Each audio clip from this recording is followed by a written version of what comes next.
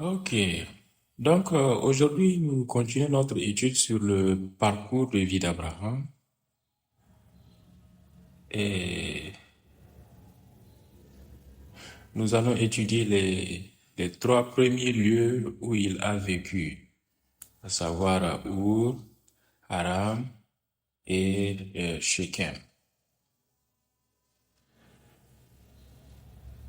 Donc, nous avons beaucoup entendu parler de qui est Abraham et ce que sa vie signifie pour nous. Mais en entrant un peu plus en détail de ces différents lieux, nous allons passer en revue ces 10 lieux où il a vécu et nous allons essayer de relier les 10 commandements que Dieu lui a donnés avec les 10 bénédictions et les 7 alliances. Nous venons ce que cela signifie réellement d'être un descendant d'Abraham, n'est-ce pas? Donc, tout d'abord, Abraham est né à Ur des Chaldéens, n'est-ce pas? Et quel genre d'endroit était Ur? C'était un lieu d'idolâtrie. D'accord? En Josué chapitre 24, verset 2, il est dit que lorsque Abraham, son père Terah et ses ancêtres vivaient là-bas, ils servaient d'autres dieux, n'est-ce pas? D'autres dieux, pluriel. Donc, Ur est un lieu d'idolâtrie. Et cela nous montre une caractéristique du monde dans lequel nous vivons actuellement. Car nous vivons dans un lieu, dans un monde d'idolâtrie rempli de dieux, plein d'esprits que nous ne pouvons pas voir. Et ils se battent tous pour notre esprit et notre cœur. Et non seulement cela, mais aussi plein d'idées, de philosophies, de croyances et de pensées qui sont partout, n'est-ce pas? Tout cela vise nos esprits et nos cœurs. Abraham vivait dans un tel endroit. Et si Dieu l'avait laissé là, il aurait été comme c'est un de ces gens qui commettait l'idolâtrie. Alors Dieu l'a appelé, n'est-ce pas? Et il lui a dit de partir. Quitte ton pays et tes proches. Car si tu restes là, tu succomberas à tes dieux, esprits, pensées, idées, idéologies, etc. Par exemple, regardons Colossiens chapitre 2, verset 8. C'est ce que l'apôtre Paul nous exhorte, n'est-ce pas? Colossiens chapitre 2, verset 8 dit, prenez garde que personne ne fasse de vous sa foi par la philosophie et par une vaine tromperie, selon la tradition des hommes, n'est-ce pas? Selon les rudiments du monde et non selon Christ. Donc, vous voyez, en ce moment, dans le monde dans lequel nous vivons, Christ et sa parole, son enseignement ne sont qu'un parmi tant d'autres, n'est-ce pas? Et ils cherchent tous à captiver nos esprits. Et ce que nous devrons faire, c'est quitter toutes ces choses comme Abraham l'a fait et suivre uniquement la parole et l'enseignement de Christ. C'est la parole vivante, c'est cela la vraie parole. C'est la parole qui nous donnera le salut. D'accord? Aussi, dans Éphésiens chapitre 6, verset 12, l'apôtre Paul dit encore une fois, car nous n'avons pas à lutter contre la chair et le sang, mais contre les dominations, contre les autorités, contre les princes de ce monde de ténèbres, contre les esprits méchants dans les lieux célestes. Vous voyez? Notre lutte est contre les forces spirituelles, n'est-ce pas? Pas une lutte physique, mais une lutte spirituelle. Abraham est né dans le même genre de situation. Donc, en ce moment, nous sommes bombardés par toutes sortes d'idées et, vous savez, des choses, de philosophie, d'enseignement. Ils semblent tous plutôt bons, mais ils manquent tous de quelque chose, n'est-ce pas? Donc, vraiment, comme Dieu a commandé, a ordonné à Abraham, le premier commandement qu'il lui a donné était quoi? Partir, quitter ces choses. C'est la première étape dans notre vie de foi. Alors, il a quitté Ur et puis il est allé à Haran. Haran.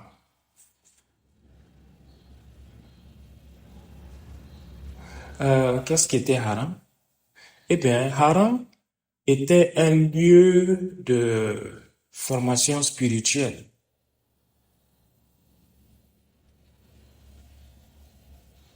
Car ici, il a rencontré certains des ancêtres de la foi comme Noé, Sem et Héber, n'est-ce pas? Donc ici, il était censé être formé à la parole de Dieu. Mais ce n'était pas seulement un lieu de formation spirituelle.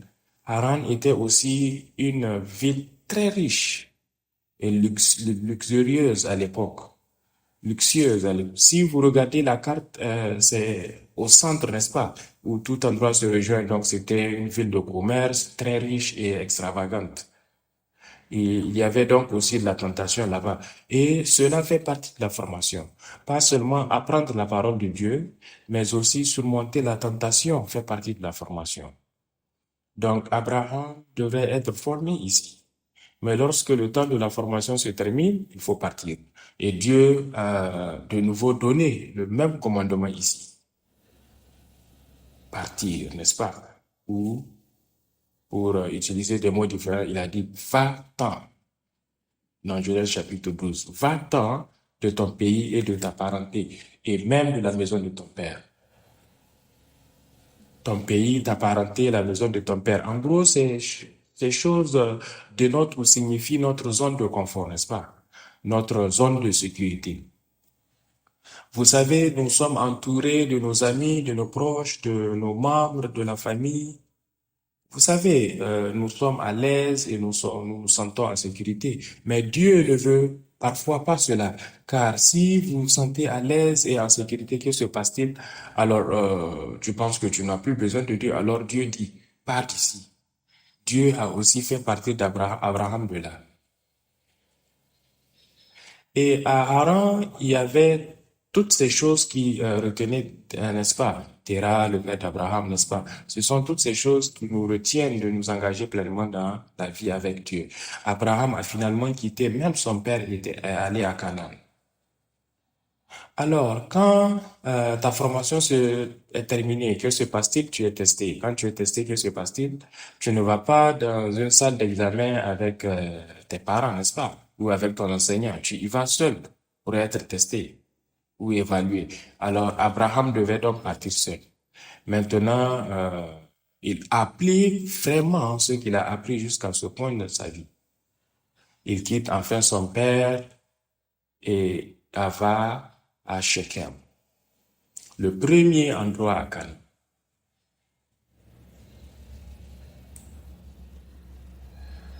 Donc, à l'âge de 75 ans, il quitte Haran et va à Canaan. Une fois entré à Canaan, il pensait que Dieu viendrait le guider, mais ce n'était pas le cas. Il descendait du nord, il descendait et Dieu ne lui a rien dit. Puis enfin, quand il arrive à Shechem, dans le texte d'aujourd'hui, il est dit que Dieu est apparu à Abraham. Dieu lui est apparu. Et le mot apparu ici en hébreu est ra'a, ce qui signifie probablement que Dieu est apparu sous une forme physique pour la première fois. Quand il est entré en Canaan, Dieu est apparu sous une forme physique. Et qu'a dit Dieu? Il a dit, je vais donner à toi et à ta descendance ce pays. Ainsi, Shechem est l'endroit où il a révélé pour la première fois le pays que Dieu donnerait à Abraham. Et ce pays est le pays de Canaan ainsi que Shechem, n'est-ce pas? C'est donc ici que Dieu révèle pour la première fois quel pays il va donner à Abraham. Maintenant, alors que Abraham conduit Abraham d'Our à Haran, à Shechem, il continue. Eh bien, avant qu'il n'arrive à Shechem, il dit à Abraham de partir. Quand il lui dit de partir, lui a-t-il dit exactement où aller? La Bible dit non. La Bible a juste dit va par là, n'est-ce pas? Donc, si vous regardez à Hébreux chapitre 11, verset 8, il est dit qu'Abraham a quitté son pays sans savoir où aller. Pourquoi Dieu fait-il cela?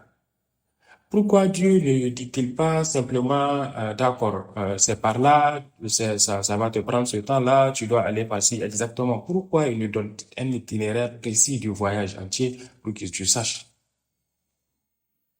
Dieu ne fait pas ça.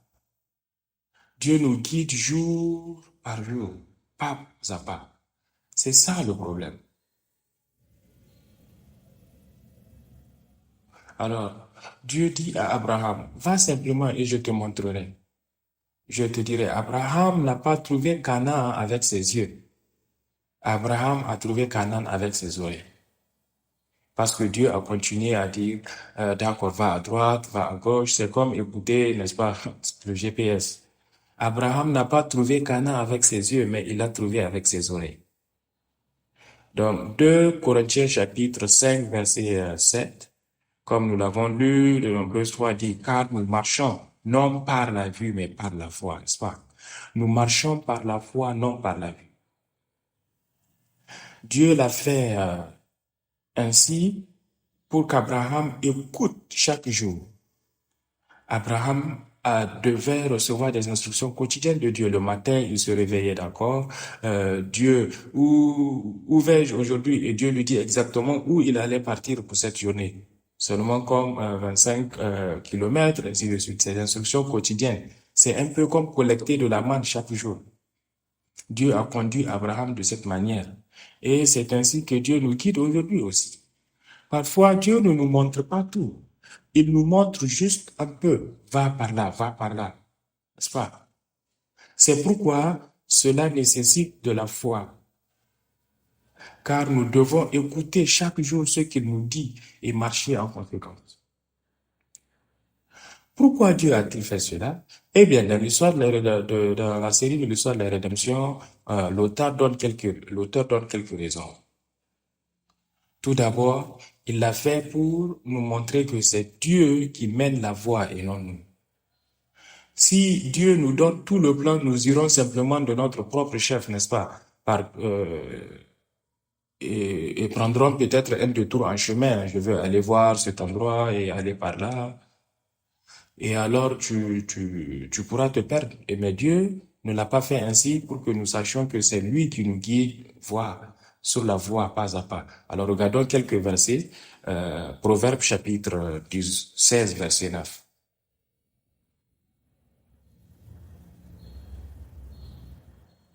Proverbe chapitre 16, verset 9.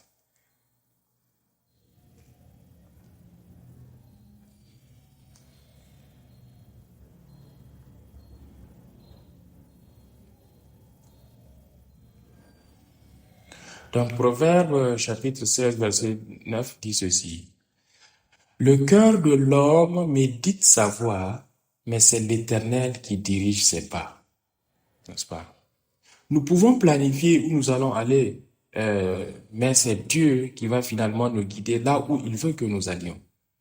Donc, si vous allez au verset 3, Proverbe 16, 3, c'est ainsi que nous devons vivre nos vies. Recommande à l'Éternel tes œuvres et tes projets réussiront. Tu vois? Nous devons tout remettre à Dieu, puis Dieu nous conduira pour accomplir ces choses pour nous. De plus, en Proverbe chapitre 20, verset 24, il est dit, les pas de l'homme sont dirigés par Dieu. Comment l'homme pourrait-il comprendre sa voie? Voyez, les pas de l'homme sont ordonnés par Dieu. Nous devons donc écouter les instructions, les conseils et les directions de Dieu quotidiennement dans nos vies.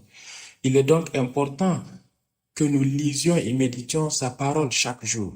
Priez Dieu quotidiennement comme Abraham l'a fait afin que nous sachions exactement où nous allons. Deuxièmement, Dieu a fait ceci pour nous montrer que sa guidance, n'est-ce pas, est progressive. Cela signifie qu'elle se fait étape par étape. Il ne nous donne pas tout d'un seul coup. Il nous montre petit à petit. Donc, par exemple, dans Exode chapitre 23, versets 29 et 30, Lorsque les Israélites étaient dans la conquête du pays de Canaan, voici ce que Dieu dit. Je ne les chasserai pas tous en une seule fois. Souvenez-vous, les Cananéens vivaient là-bas, n'est-ce pas? Les 7 tribus de Canaan y vivaient et Dieu leur a dit d'y aller et de chasser et de conquérir la terre. Et Dieu dit, je vais les chasser pour vous, mais je ne le ferai pas tout d'un coup.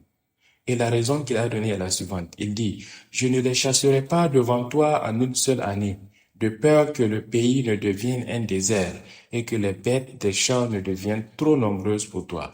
Je les chasserai devant toi petit à petit, jusqu'à ce que tu sois fécond et que tu prennes possession du pays. Vous voyez, lorsque Dieu conquiert le pays de Canaan pour nous, il le fait petit à petit. Car s'il chasse tout le monde d'un coup, il sera vide, n'est-ce pas? Et éventuellement, il deviendra désert où les bêtes prendront le contrôle, car les Israélites n'auront pas le temps d'aller rapidement s'y installer dans toutes ces terres.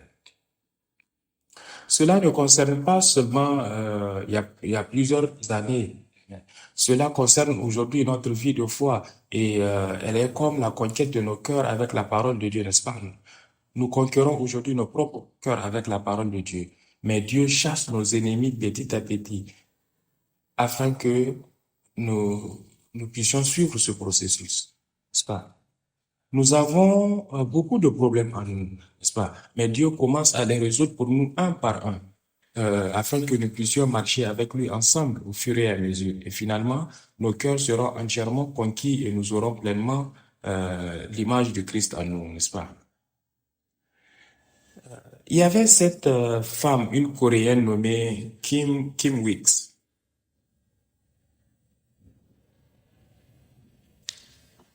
Elle était une orpheline et aveugle. Elle a été aveuglée pendant la guerre de Corée et elle a grandi dans un orphelinat dirigé par des missionnaires américains. Donc, comme elle était aveugle, elle aimait la musique, elle est devenue chanteuse et a finalement chanté avec Billy Graham lors de ses croisades. Et voici ce qu'elle a dit. Lorsqu'une personne guide une personne aveugle, vous savez, une personne aveugle doit être guidée par quelqu'un, n'est-ce pas? Parce qu'elle ne peut pas voir. Elle dit lorsqu'un guide une personne, lorsque quelqu'un guide un aveugle, il ne lui dit pas ce qui se trouve à 100 kilomètres. Il lui dit ce qui est juste devant lui. Oh, il y a un podium devant toi. Il y a une marche. Tu dois faire un pas. Il y a une porte devant toi. Et parce que la personne qui guide cette personne aveugle est fidèle, elle dit, je lui fais toujours confiance et elle m'amène toujours à destination. Et c'est un peu comme ça aussi que Dieu nous guide. Car nous sommes tous spirituellement aveugles. Nous ne savons pas ce qui est devant nous. OK? Et donc Dieu nous guide ainsi, juste étape par étape. Va par ici, attention à cette marche, il y a une porte, etc. Et notre Dieu est un guide fidèle. Donc nous pouvons lui faire confiance. Comme une personne aveugle, dit-elle, se confie complètement à son guide parce qu'elle n'a pas d'autre choix. Et lorsqu'elle le fait, elle arrive toujours à destination sans trébucher ni tomber. Notre Dieu est le guide le plus fidèle que nous ayons. Je prie donc pour que nous puissions confier nos vies entre ses mains et il nous guidera et nous mènera à notre destination. Amen. C'est ainsi donc qu'il a conduit Abraham à Canaan. Et lorsqu'il est arrivé à Canaan, le premier endroit où il est allé était Shechem. Et Shechem est situé entre deux montagnes. Il y a une montagne ici et une autre montagne ici. Ça, c'est le mont Garizim. Et là, c'est le mont Ebal. Donc, Shechem est ici. Et Abraham passait par là. À sa droite se trouvait le mont Garizim. À sa gauche se trouvait le mont Ebal. Plus tard, Dieu dit, je veux que tu places la bénédiction sur le mont Garizim et la malédiction sur le mont Ebal en traversant le pays. Que cela signifie? Eh bien, dans les sociétés anciennes, la main droite est toujours la main de la bénédiction, n'est-ce pas? En Israël également, c'était comme ça. La main gauche est toujours la malédiction. Donc, alors qu'Abraham marchait à travers Shechem, Dieu lui dit, regarde, tu as la bénédiction à ta droite et la malédiction à ta gauche. Maintenant, tu dois choisir. C'est ta vie. Rappelez-vous, Abraham est maintenant seul, n'est-ce pas, sans son père. Il marche seul avec sa femme et son neveu Lot. Il n'y a personne pour lui dire que c'est le bon chemin. Il est maintenant le chef de famille. C'est lui le chef. Cette leçon nous enseigne ce que nous traversons également dans nos vies. Et plus tard, lorsque Moïse a conduit les Israélites vers Canaan et après la mort de Moïse, les Israélites ont fait face à la même situation dans le désert. Ils étaient guidés, n'est-ce pas, par la colonne de feu et la colonne de nuée lorsqu'ils étaient dans le désert.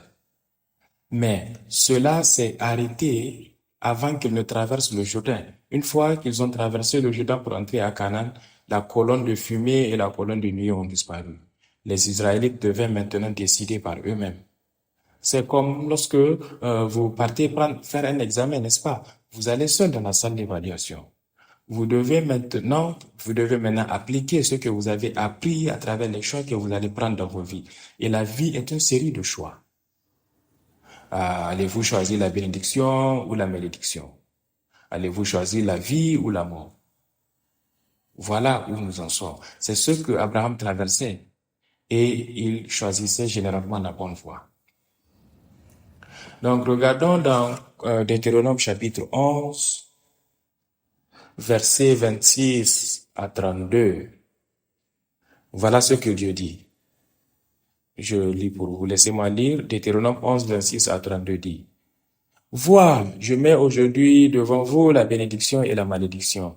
La bénédiction si vous écoutez les commandements de l'Éternel, votre Dieu, que je vous ordonne aujourd'hui. Et la malédiction si vous n'écoutez pas les commandements de l'Éternel, votre Dieu. Mais si vous vous détournez du chemin que je vous commande aujourd'hui pour suivre d'autres dieux que vous ne connaissez pas.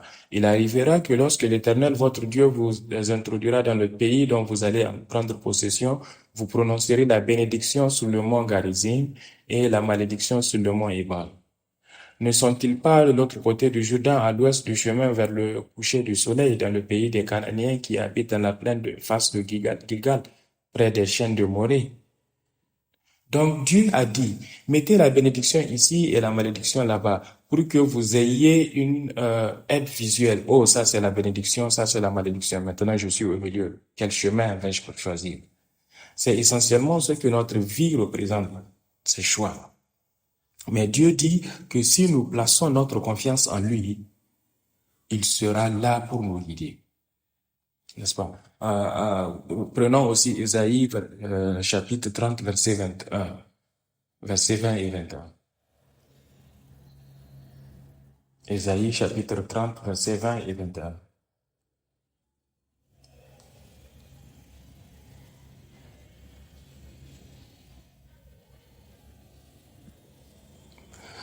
Ésaïe chapitre 30, verset 20 et 21. Bien que l'Éternel, le Seigneur vous donne le pain de la détresse et l'eau de l'oppression, celui qui vous enseigne ne se cachera plus, mais vos yeux verront celui qui vous enseigne. Vos oreilles entendront derrière vous cette parole. Voici le chemin, marchez-y lorsque vous irez à droite ou lorsque vous irez à gauche. Vous voyez?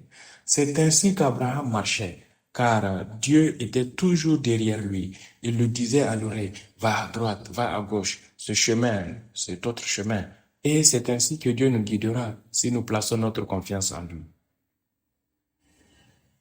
Je prie que vous puissiez placer entièrement votre confiance en Dieu en cherchant sa parole pour obtenir des conseils, rien d'autre. Si vous vous tournez vers d'autres choses, d'autres dieux, d'autres idées, d'autres philosophies, d'autres personnes, alors la voix de Dieu sera étouffée et vous ne pourrez pas l'entendre. Nous devrons placer notre confiance uniquement en Dieu. Alors, c'est ainsi que nous pourrons entendre ses conseils quotidiennement et des instructions sur la façon de vivre notre vie. C'est ainsi donc qu'Abraham marchait. Et parce qu'Abraham obéissait à Dieu de cette manière, Dieu lui, Dieu lui a promis qu'il deviendrait une grande nation. Et en tant que grande nation, quel était le rôle d'Abraham? En conclusion, pourquoi Dieu a-t-il fait d'Abraham une grande nation? Le but de Dieu en accordant ce don de devenir une grande nation est qu'il puisse devenir une bénédiction pour le monde.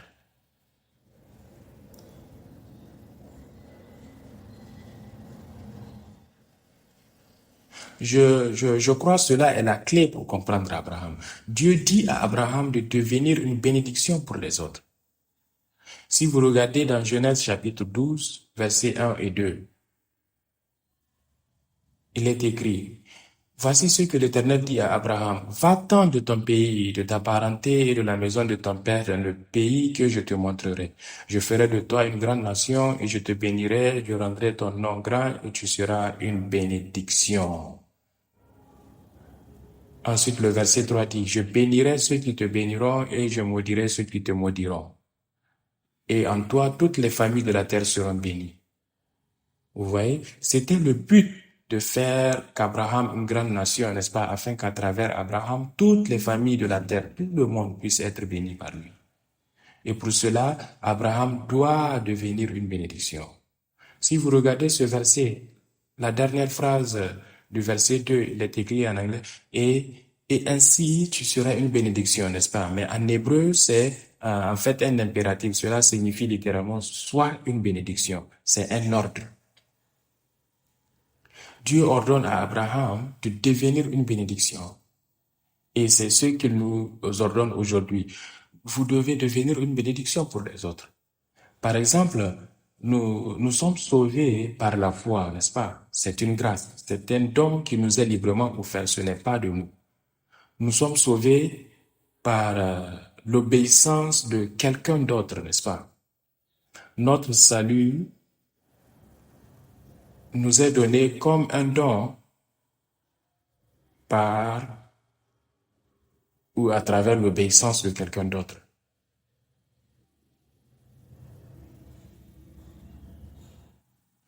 Quelqu'un d'autre a dû obéir pour que nous puissions recevoir le salut. Qui était cet autre personne? C'était Jésus-Christ. Jésus a obéi en mourant sur la croix pour nous. Nous recevons donc ce salut. Et maintenant, Dieu dit, maintenant vous devez obéir. Pourquoi? Après avoir reçu notre salut, pourquoi devons-nous obéir? Nous sommes déjà sauvés. Eh bien, parce qu'après le salut, notre obéissance, lorsque nous obéissons, deviendra une source de bénédiction pour les autres. C'est ce que Dieu voulait qu'Abraham devienne. C'est ce qu'il veut que nous devenions. C'est pourquoi il nous a appelés ici. Ce n'est pas seulement pour le salut qu'il nous a appelés. Une fois qu'il nous sauve, il veut que nous fassions quelque chose. Et qu'est-ce que c'est?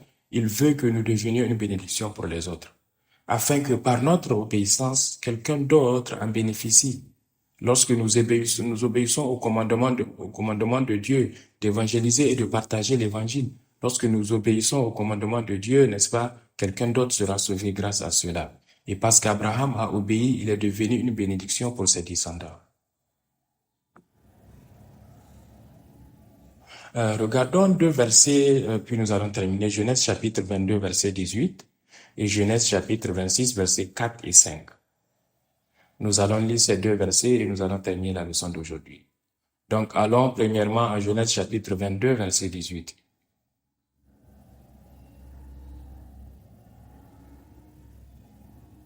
Genèse 22, 18 dit, en ta descendance, toutes les nations de la terre seront bénies parce que tu as obéi à ma voix.